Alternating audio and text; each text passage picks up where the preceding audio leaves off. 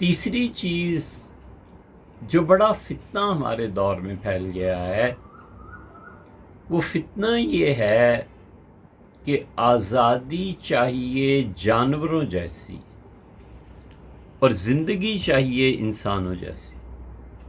بس یہ جو کچھ بھی اس کے بعد کہیں سارا اسی نقطے کا خلاصہ ہے کہ آزادی چاہیے. کالج میں آزادی، اسکول میں آزادی، یونیورسٹی میں آزادی، اور خواتین کا لانگ مارچ، یہ آزادی، سب آزادیاں چاہیے. کوئی چھوٹے بڑے کی کوئی تمیز نہ رہے، اور آزادی ایسی چاہیے جیسے حیوانوں اور جانوروں کی آزادی ہوتی ہے. یہ ہم سے پوچھیں نکاح اور طلاق اور شادی اور اس کے مسائل اور جنس پہ جو مباحث ہو رہی ہیں، حیران ہوتے ہیں کہ یا اللہ یہ بھی دماغ ہے اور یہ بھی سوچ ہے. سب جانوروں جیسی کھانے پینے میں، لباس میں جدت. کھانا ہے تو انسانوں کی طرح منہ سے ہی کھانا ہے، اب اور کیسے کھائے. سننا ہے تو کانوں سے ہی سننا ہے. یہاں پر جو فطرت کا جبر ہے اس پہ مجبور ہو کے انسانوں کی طرح رہنا ہے، اور جہاں پر انسانی جبر کو توڑا جا سکتا ہے اسے توڑ کر حیوانوں کی طرح رہنا ہے. بس یہ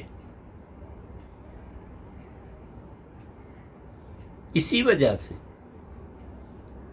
یہ جتنے اس تہذیب میں اسکول، کالج، یونیورسٹی سے پڑھے ہوئے ہوتے ہیں، اگر آپ سمجھتے ہیں کہ محبت اور وفا کوئی چیز ہے، اب تک ہمارے دور میں گئے گزرے مدارس آپ دیکھیں گے، یہ ایک اہم نقطہ ہے، اس کی طرف توجہ رہنی چاہیے کہ کسی سے پوچھ لیں کہ آپ نے فزکس کس سے پڑھی تھی، آپ نے باٹنی، زالوجی کس سے پڑھی تھی، کیمسٹری کس سے پڑھی تھی، تو اسے یاد بھی نہیں رہتا کہ نام کیا تھا اور کون تھا. کہیں ہیڈ ماسٹر، اسکول کا ٹیچر کوئی نظر آ جائے تو وقت ہو تو مل لیے، نہ ہوا تو کون یاد کرتا ہے کسی کو اور کون کسی کا شاگرد ہوتا ہے. جبکہ دوسری طرف ہمارے مدارس میں اب اس گئے گزرے دور میں بھی اب تک یہ حال ہے کہ جس سے بچوں نے قرآن پڑھا ہوا ہوتا ہے، خود کیسا ہی فاسق و فاجر ہو، دیکھتا ہے تو پڑھتا ہے، سلام کرتا ہے، کہتا ہے حضرت آپ سے قرآن کریم پڑھا تھا، آپ نے ناظرہ پڑھایا تھا، میں بچہ تھا فلاں مسجد میں آپ کے پاس آتا تھا. یہ آپ اندازہ کریں کہ کہاں کس کی اٹیچمنٹ. یہ انحطاط ہمارے دور میں ہے بہت بڑا. تو نصاب تعلیم نے جو خرابیاں پیدا کی ہیں، ان خرابیوں میں سے ایک محبت کا فقدان ہے، اور اس کا احساس بھی نہیں. حالانکہ جس نے قرآن کریم پڑھایا تھا اس نے تمہاری آخرت اور عاقبت کے لیے تمہیں ایک راہ دکھائی تھی. تو جس نے کیمسٹری پڑھائی تھی اور آج اس سے پڑھ کے تم کیمسٹ ہو اور دنیا میں کما رہے ہو اور کھا رہے ہو، اس کا بھی تو احسان ہے. وہ کیوں بے وفائی کا مورد ہے؟ تو اس لیے یہ بہت بڑا فتنہ ہے اس دور کا کہ اس امت کے اکثر نوجوان حیوانوں جیسی آزادی اور انسانوں جیسی وہ زندگی بسر کرنا چاہتے ہیں جہاں فطرت کا جبر ہے. فطرت کا جبر ہے کہ اولاد کے لیے نکاح چاہیے. تو اس فطرت کے جبر کو نہیں توڑ سکتے، اس لیے کہ معاشرہ پورا اس میں انوالو ہے. ولیعذ باللہ فاحشہ سے فاحشہ عورت بھی ایک کمزور سا شوہر ضرور چاہتی، اور جہاں فطرت میں اولاد کی ضرورت نہیں ہے وہاں پر انہوں نے حیوانوں جیسی آزادی اختیار کر رکھی. اس لیے یہ تینوں فتنے بہت واضح اور نمایاں ہیں. کوئی کسی کی نہ سنے، چھوٹے بڑے کی کوئی تمیز نہ رہے، اور بالکل اسی طرح اب کچھ عرصہ گزرتا ہے کہ حلال اور حرام کی کوئی تمیز نہ رہے، حرام چیزوں میں اب یہ مبتلا ہیں، کھانے پینے میں بہت سی چیزیں ایسی ہیں جس کی حرمت کی پرواہ نہیں کرتے، اور کوئی دن جاتا ہے کہ یہ اس سے بڑھ کے آگے اور حرام چیزوں کا ارتکاب کریں گے، اور پھر اس حرام کام کو کتاب و سنت سے بھی ثابت کرنا ہے، ولیعذ باللہ۔ بھئی تمہیں اس اسلام کی ضرورت کیا ہے؟ سیدھی طرح کہو کہ میں مرتد ہو رہا ہوں، ملحد ہو رہا ہوں، اور میں ان چیزوں کو ضروری نہیں سمجھتا۔ آپ ایک طرف رہیں،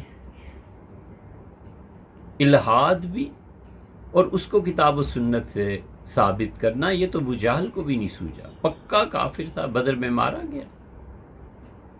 حضور اقدس صلی اللہ علیہ وسلم کے جو مخالفین تھے وہ ان منافق مسلمانوں سے باایمانہ اچھے تھے کہ وہ ایک طرف ہو گئے، بس کفر تھا اس پہ جم گئے، انہوں نے منافقت نہیں کی۔ اور ان کے مقابلے میں صحابہ کرام رضی اللہ عنہم تھے، وہ بھی جم گئے، انہوں نے بھی کوئی منافقت سے کام نہیں لیا، معاذ اللہ، انہوں نے صاف دو ٹوک لفظوں میں کہا کہ یہ عقیدہ ہے۔ اس لیے یہ جن فتنوں نے کھا لیا اور چاٹ رہے ہیں، ان میں وہ ہیں متجددین جو اپنے آپ کو علماء کہتے ہیں، علامہ کہتے ہیں، بڑے بڑے لوگ بنے پھرتے ہیں، اور ان کے علم کا اور ان کے اعتقاد کا ان کا مبلغ بس اتنا سا ہے، وہ خود کسی گمراہ کے شاگرد ہیں، باقی اس سے زیادہ کچھ نہیں۔ بیعت کو، تصوف کو، اللہ کے کسی اچھے بندے سے تعلق رکھنے کو، ان کے لیے یہ سب بدعات ہیں۔ وہ تو نسب سے فرار ممکن نہیں ہے، وگرنہ یہ اتنے بڑھ گئے ہیں کہ نسب سے بھی فرار اختیار کر لیں، یہ اتنے بڑھ گئے، اسی لیے گمراہ کتابیں لکھ رہے ہیں اور بقول بزام خیش امت کی رہنمائی کر رہے ہیں۔ فلم ایکٹر ہیں، وہ امت کی رہنمائی کر رہے ہیں، اور جنہوں نے کبھی اللہ اور اس کے رسول صلی اللہ علیہ وسلم کی چیزیں سنجیدگی سے پڑھی اور اپنے جسم پہ نافذ نہیں کی ہیں، وہ اب امت کے رہنما اور لیڈر ہیں۔ آخری زمانے میں یہی ہونا تھا، یہی ہو رہا ہے۔ تو ان بہت سے سوالات کا جواب ہے جو مختلف ممالک سے مختلف بچوں نے لکھے ہیں کہ یہ چیزیں، تو اپنے آپ کو بچائیے کسی بھی ایسے قائد سے جس کے پاس علم نہ ہو، جس کے پاس کہیں سے اساتذہ کی لڑی اور اس میں منسلک نہ ہوا ہو، اور جو ایسے نظریات کو پیش کرے جس کا 1-2 صدی نہیں 14-15 صدیوں سے امت انکار کر رہی ہے، آج وہ کہتا ہے کہ براہ راست میں اس چیز کو کہتا ہوں۔